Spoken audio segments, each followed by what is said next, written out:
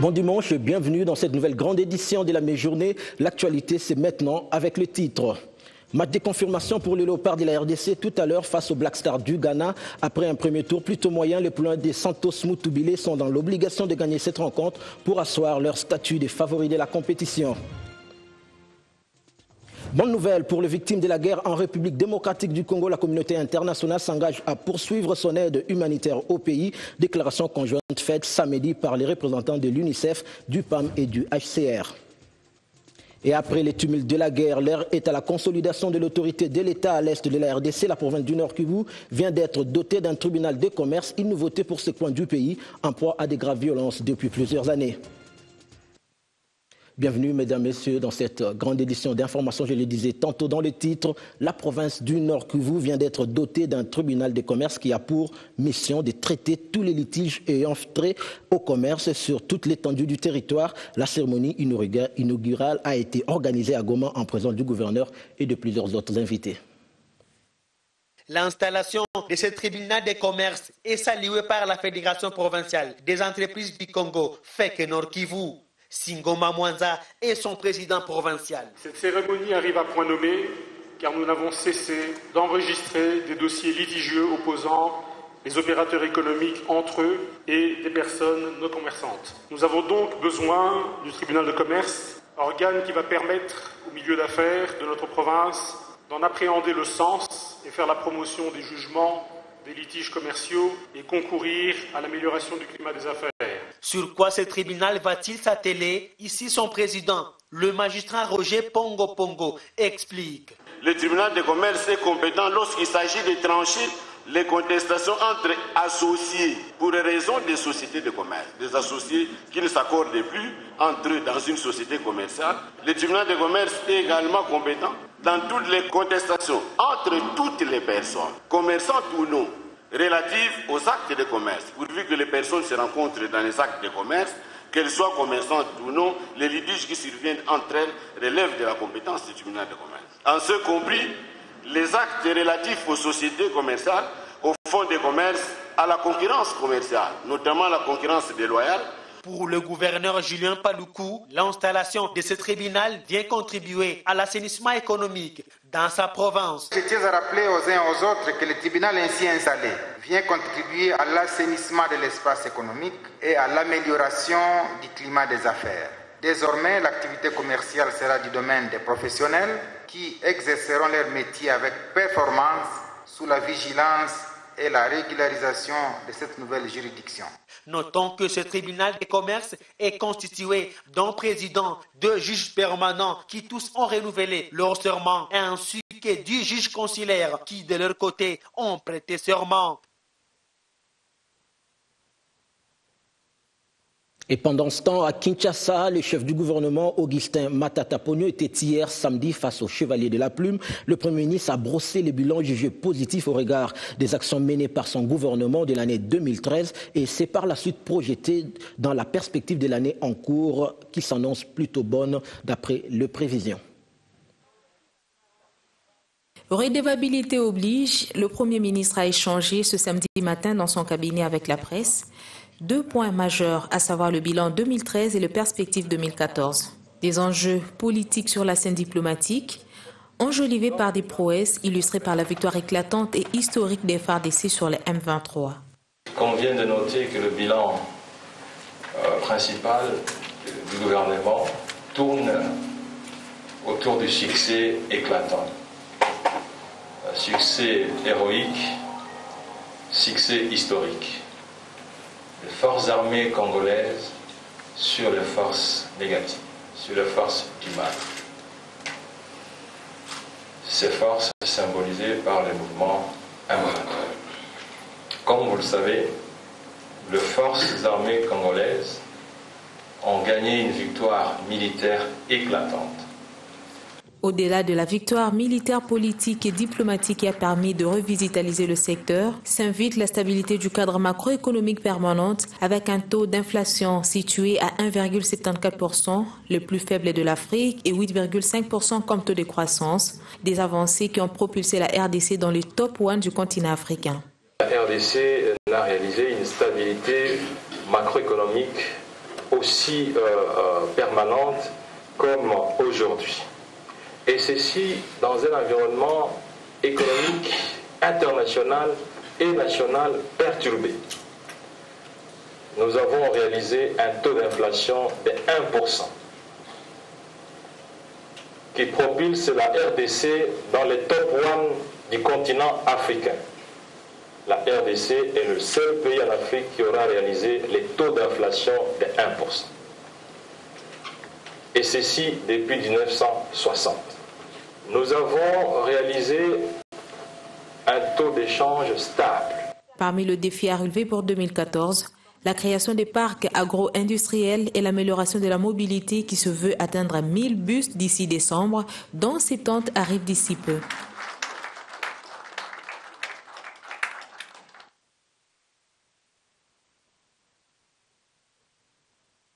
Le patron de la territoriale nationale poursuit son séjour au Katanga. Richard Mouyej Manguesmans, ministre de l'Intérieur, Sécurité, Décentralisation et Affaires coutumières, était samedi face au chef coutumier de la province pour trouver ensemble des voies et moyens d'éradiquer les phénomènes Bakata Katanga. La taxe statistique d'embarquement, c'est une taxe pour l'embarquement dans nos aéroports. Donc c'est une taxe d'embarquement local. La population qui nous suit en cet instant, il faut savoir que désormais, quand vous devez vous embarquer dans un avion, vous devez payer la taxe statistique d'embarquement. Alors, cette taxe statistique d'embarquement a une périodicité ponctuelle. C'est-à-dire, quand vous montez dans l'avion, à chaque fois que vous devez monter dans l'avion, vous devez payer. Elle ne coûte pas excessivement cher, c'est juste l'équivalent de 5 $. Donc désormais, quand vous montez dans l'avion, vous devez prendre le vol dans nos lignes ici, notamment pour nous, les Bandundu. Vous avez l'aéroport des Bandundu ici, vous avez Kikwit, vous avez Yuki, vous avez encore Tembo et ailleurs. Donc vous devez payer 5 $. C'était plutôt la décision de l'exécutif provincial du Bandundu de relancer la taxe statistique d'embarquement local ainsi que la taxe d'embarquement de frais aériens applicable dans tous les aéroports et aérodromes. Une décision qui tient à mobiliser et à maximiser les recettes de la province. Et s'il faut parler de points d'orgue de la guerre qui a longtemps frappé la RDC et principalement sa partie Est, l'histoire se rencontrera au passé et les bonnes nouvelles remplacent plus vite le mauvais souvenir.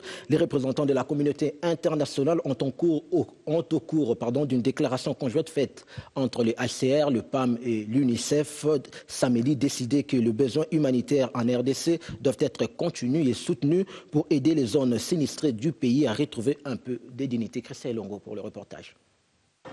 2,9 millions de personnes sont actuellement déplacées par des conflits à l'intérieur de la RDC. 60% d'entre elles se trouvent dans le Kivu et dans le Nord Katanga, où la situation demeure préoccupante. C'est ce qu'ont déclaré les hauts représentants de l'UNICEF, du HCR et du PAM en visitant la RDC.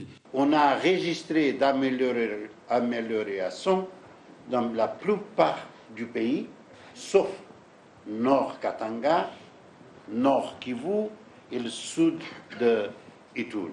Alors, ça c'est vraiment lié à cette dynamique de conflit, violence. Il fait que la plupart des populations déplacées sont des fermiers.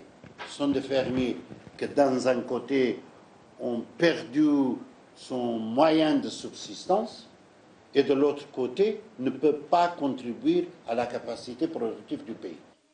Cette visite, une occasion pour la numéro 2 de l'UNICEF de faire l'autopsie de la situation des enfants à RDC. Malgré quelques progrès, la situation reste loin d'être meilleure pour la majorité des enfants congolais. Il ne faudrait pas qu'on voit tout dans le négatif. Il y a du progrès qui est notable. Il y a du progrès en matière d'éducation. On voit le nombre d'enfants qui vont à l'école dans ce pays augmenter. On voit aussi des progrès dans la santé. On voit le nombre des enfants qui meurent diminuer. Et il y a des progrès dans d'autres domaines. Donc, pas tout est négatif. Mais comme UNICEF, nous avons le mandat de aussi attirer l'attention sur les problèmes qui restent. Et donc c'est pourquoi nous voulons que vraiment on attire l'attention sur le fait que les enfants sont encore en besoin d'être pris en charge pour la malnutrition, qui est très importante, qu'il y a encore de grands besoins en matière de protection contre toutes les violences et autres formes d'abus et négligence. Cette délégation partira également de la province de l'Équateur, où elle va se rendre compte de la situation plus que déplorable dans cette partie du pays, où on y dénombre plus de 50 000 réfugiés centrafricains. La RDC, encore traumatisée par ce qui s'est passé en 1994 dans le Kivu. Nous avons appris du passé également et nous sommes conscients du problème que cela peut poser et nous sommes en train de discuter de ce problème également avec les autorités de la RDC. Il est très clair que quand des personnes traversent, les réfugiés sont séparés des combattants. Le HCR prend en charge les réfugiés et les combattants sont pris en charge par les autorités de la RDC. Un soutien continu est nécessaire pour couvrir les besoins humanitaires. Malgré quelques progrès, la situation demeure critique. Dans un autre chapitre, le rendez-vous des hommes d'affaires réunis au cours du déjeuner Breakfast Connection a respecté la tradition samedi au Fleuve Congo Hotel. Et pour cette première rencontre de l'année 2014, l'accent a été mis sur les innovations technologiques au service de l'entreprise congolaise. Breakfast Connection entendait par là un déjeuner d'affaires qui a en son premier rendez-vous de l'année axé le débat sur les innovations technologiques au service des entreprises. Un secteur non négligeable, surtout à l'heure de la mondialisation pour l'émergence des sociétés en RDC. Les experts de ce domaine ont pour ce faire, lors de cette 6e édition, prouvé que les téléphones, moyens de communication considérés à ce jour indispensables, est aussi utilisé dans la technologie de l'information et de la communication. Visiblement, c'est un rendez-vous du donner et du recevoir entre entrepreneurs. C'est une activité intéressante qui permet aux jeunes entrepreneurs, cadres, de se retrouver et de créer une certaine synergie entre leurs expertises. Et c'est un peu ça que nous visons à travers le magazine Optimum. Ça veut montrer un Congo différent, un Congo où il y a de l'espoir, un Congo où il y a un certain dynamisme pour favoriser l'émergence que nous espérons avant 2030. C'est une initiative qui vise à mettre ensemble les compétences, surtout des compétences des jeunes, au moment où la République démocratique du Congo, nous parlons de l'émergence, et on a besoin des intelligentes émergentes pour faire émerger les pays. Et aujourd'hui, on a parlé de nouvelles technologies de l'information, donc vous êtes sans ignorer qu'aujourd'hui, avec la fibre optique, le Congo entre dans l'ère du numérique, et le numérique pourra apporter bien des solutions aux problèmes des développements et surtout de la révolution de la modernité qui est prônée par le chef de l'État. Breakfast Connection est donc une plateforme d'hommes d'affaires de la République démocratique du Congo qui vise, à travers une synergie d'idées, renforcer les liens d'échange. Et en sport, cette grande nouvelle pour la République démocratique du Congo, le Léopard dames de handball s'inscrivent dans la légende en remportant la Coupe d'Afrique de la discipline face aux Aigles du Carthage de la Tunisie sur le score de 11-10. Victoire de bon augure au sein. Tout à l'heure, les messieurs du football vont s'affronter contre le Black Star du Ghana. Le match va se jouer en Afrique du Sud pour le compte du championnat d'Afrique des Nations. Ces matchs, les supporters de la République démocratique du Congo restent plutôt optimistes quant à la rencontre de tout à l'heure à 16h. Après sa courte victoire face aux Hirondelles du Burundi 2-1, lors de la 3e et dernière journée, les Léopards de la République démocratique du Congo croisent en quart de finale les Black Stars du Ghana. Le 11 national qui n'a jusqu'ici marqué que 3 buts doit se préparer davantage face à une équipe de Black Stars qui a déjà dans son compte 5 buts marqués et 2 encaissés. Une réalité qui n'effraie pas les sportifs congolais qui croient en leur équipe nationale. Il se pose un problème de préparation. Lorsqu'on voit le Ghana jouer, on sent qu'il s'est vraiment préparé. La RDC a battu le Ghana, ça remonte à pratiquement 5 ans. Je crois que beaucoup de choses ont changé. Mais comme je l'ai dit, contre le Ghana, ils pourront l'emporter. Ouais, je suis congolais convaincu par rapport à ce que j'avais prononcé. Qu'ils soient de première ou de deuxième division, si on est capable, il faut les mettre sur le terrain. L'espoir des sportifs congolais repose du moins sur ce jeune joueur de New Bellor, à savoir Mundele. Cet attaquant des Léopards est l'auteur de 2 buts inscrits face aux Hirondelles du Burundi. Espérons que les poulets de l'entraîneur Santos Mutubile vont rééditer l'exploit du 8 mars 2009 lors de la finale 2-0 face à cette même équipe des Black Stars. Et en culture, 40 jours après sa disparition, Pascal Taboulet a été consacré à l'Éternel ce samedi dans une messe des souvenirs célébrée en son honneur. Famille, amis, proches et fans se sont tous donné rendez-vous au sein du cathédrale Notre-Dame du Congo pour un culte liturgique célébré à l'honneur de Pascal Taboulet. C'est à la cathédrale Notre-Dame du Congo que 40 jours après sa mort, les membres de familles biologiques, artistiques, politiques, amis, connaissances et fans se sont souvenus de celui qui se faisait appeler communément le Seigneur Lay. Messe en hommage de celui qui a gravé dans la mémoire de plus d'un un souvenir inoubliable. Tous les amis, on a voulu commémorer sa mémoire en rendant grâce au Seigneur pour les dons de la vie qu'il lui avait donnés, dons qu'il a su multiplier et pour lesquels il a laissé au monde entier un héritage immortel. Hiroshiro Taboulet est parmi les serviteurs qui a su multiplier les talents que Dieu lui a donnés. C'est un grand jour de fête. De fête parce que Taboulet nous laisse un grand souvenir de joie.